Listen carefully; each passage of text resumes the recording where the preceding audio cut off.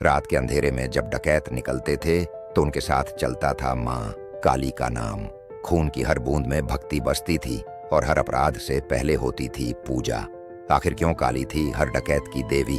उस जमाने में जब भारत अभी अंग्रेजों के शासन में पूरी तरह नहीं डूबा था, बंगाल के जंगलों, नदियों और दलदली इलाकों में एक दूसरी ही दुनिया बसी थी। ये दुनिया थी उन लोगों की जो समाज से बाहर थे, जिन्हें लोग डकैत, डाकू या डाकात कहते थे। मगर उनकी दुनिया वैसी नहीं थी जैसी आज फिल्मों में दिखाई जाती है। उनके अपने नियम थे, अपनी मर्यादा थी और सबसे बढ़कर उनका एक देवता था जिससे वे अपनी शक्ति, अपना साहस और अपनी पहचान पाते थे, माँ काली।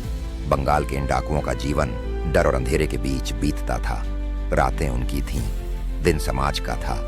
वे अक्सर नदी किनारे, जंगलों के बीच या वीरान बस्तियों के पास छिप कर रहते थे। पर जब भी वे किसी बड़ी लूट या संघर्ष से पहले निकलते तो सबसे पहले एक ही चीज करते, माँ काली की पूजा। वो मानते थे कि बिना माँ की कृपा के कोई काम सफल नहीं हो सकता। उनके लिए माँ काली सिर्फ एक देवी नहीं थी, बल्कि वो शक्ति थी जो उन्हें मरने और मारने दोनों का साहस देती थी। काली का रूप ही वैसा था, भयंकर, क्रोध से भरी, फिर भी प्रेममयी। वो अंधकार की देवी थी और अंधकार ही तो डाकुओं की दुनिया थी। जब सब सो जाते थे तब वही रात उनके लिए जागती थी। काली का स्वरूप उस समय के हर डाकू के दिल में बसता था। उनका मानना था कि माँ काली उन्हें न केवल शत्रुओं से बचाती हैं, बल्कि उन्हें वह दिव्य भय भी देती है जिससे उनके दुश्मन कांप जाते थे। कई लोक कथाएं कहती हैं कि 17वीं और 18वीं सदी के डाकू जब किसी नए अभियान पर निकलते तो पहले एक गुप्त स्थान पर एकत्र होते। वहां मिट्टी से बनी काली की मूर्ति रखी जाती, दिए जलाए जाते और चुपचाप रात में माँ का आह्वान होता। कुछ जगहों पर बकरी या मुर्गे की बलि दी जाती। यह विश्वास था कि रक्त की एक बूंद माँ तक संदेश पहुंचाती है कि उनके बच्चे युद्ध पर जा रहे हैं। उस समय कोई भय नहीं रहता, बस एक नशा रहता था कि अब माँ उनके साथ है। उनके जीवन में धर्म और अधर्म की रेखा बहुत पतली थी। कुछ डाकू अमीरों को लूट कर गरीबों में बांटते थे, अपने को न्याय का रक्षक मानते थे। कुछ केवल प्रतिशोध से भरे रहते थे, अंग्रेजों या जमींदारों के खिलाफ। लेकिन सभी में एक बात समान थी, माँ काली की आराधना। उनके लिए माँ ही थी जो सत्ता के खिलाफ खड़ी होती थी, जो अन्याय के आगे झुकती नहीं थी। इसलिए डाकुओं को लगता था कि वे भी उसी माँ के पुत्र हैं जो समाज के बनाए नियमों के आगे नहीं झुकते। उस दौर में बंगाल में बहुत से काली मंदिर बने जो डाकू काली मंदिर के नाम से प्रसिद्ध हुए। कहा जाता है कि कुछ मंदिर तो खुद डाकुओं ने स्थापित किए थे। जैसे रघु डाकत का नाम तो लगभग हर बंगाली लोकगीत में आता है। वो अपने समय का भय बन चुका था, मगर उसकी कहानी में एक रहस्य है।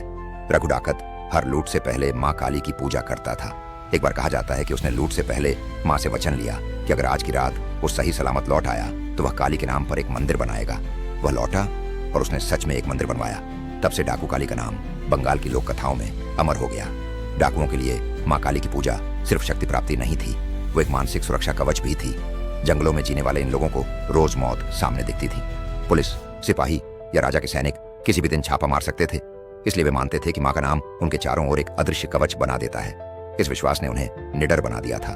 कई बार ऐसा होता कि पुलिस उनके बहुत पास तक पहुंच जाती, मगर वो बच निकलते और वे कहते, ये माँ की माया है। काली की पूजा में जो तंत्र मंत्र का पक्ष था वो भी डाकुओं को आकर्षित करता था। उन्हें लगता था कि वे किसी गूढ़ शक्ति के संपर्क में हैं जो उन्हें अलौकिक ताकत देती है। रात के अंधेरे में पीपल या नीम के नीचे दिए की मध्यम लौ में जब वे माँ को याद करते तो वो माहौल एक रहस्य बन जाता। चारों तरफ सन्नाटा, बस दूर कहीं सियार की आवाज और बीच में एक दीपक की लौ। उस समय डाकू को लगता कि वह और माँ एक ही ऊर्जा के हिस्से हैं। माँ काली को वे न्याय की देवी भी मानते थे। समाज ने उन्हें अपराधी कहा, मगर उनके मन में वे खुद को न्याय का रक्षक समझते थे। उनके लिए अंग्रेज या जमींदार ही असली अन्यायी थे जो गरीबों को लूटते थे। इसलिए वे माँ की शरण में जाकर कहते, माँ तू हमें शक्ति दे ताकि हम अन्याय के विरुद्ध खड़े हो सकें। ये वही भाव था जिसने बाद में फूलन देवी जैसे चरित्रों को जन्म दिया, जो डाकू होकर भी अपने को न्याय की देवी मानती थीं। काली के प्रति उनका समर्पण इतना गहरा था कि वे उसकी पूजा के दौरान खुद को भूल जाते थे। कई बार वे युद्ध से पहले अपने माथे पर माँ की सिंदूर या राख लगाते और कहते, अब ये शरीर मेरा नहीं, माँ का है।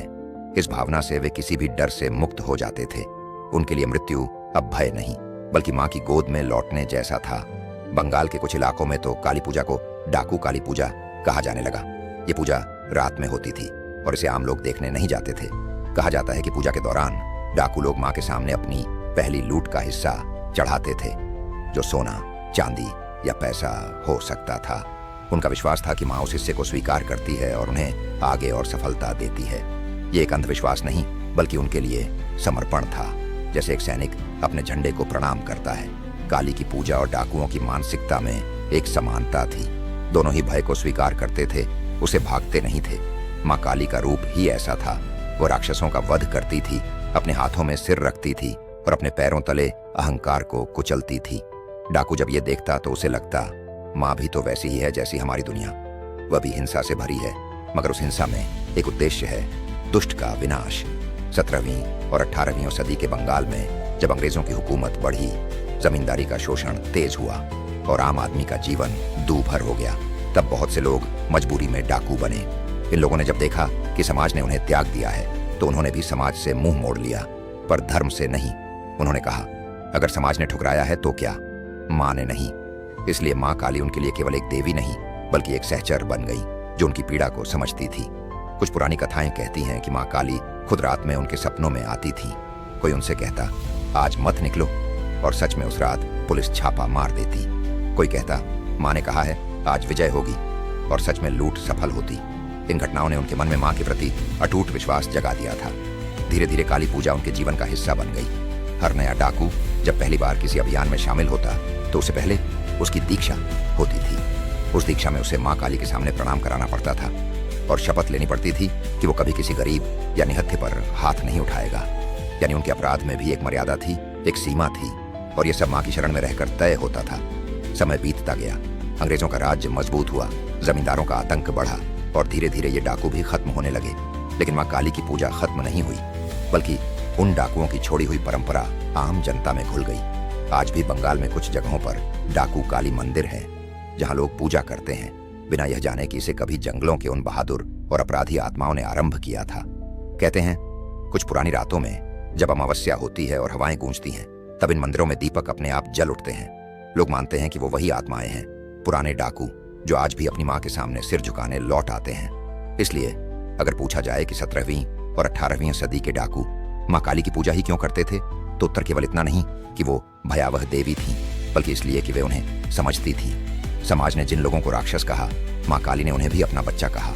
डाकुओं ने माँ के उस रूप में अपना अस्तित्व पाया, वो देवी जो पापी और पुण्यात्मा दोनों को अपनी छाया में जगह देती है। माँ काली उनके लिए भय की नहीं, भरोसे की देवी थीं। वो देवी जो कहती थीं, भय को देखो, भागो मत, और डाकू वही करते थे।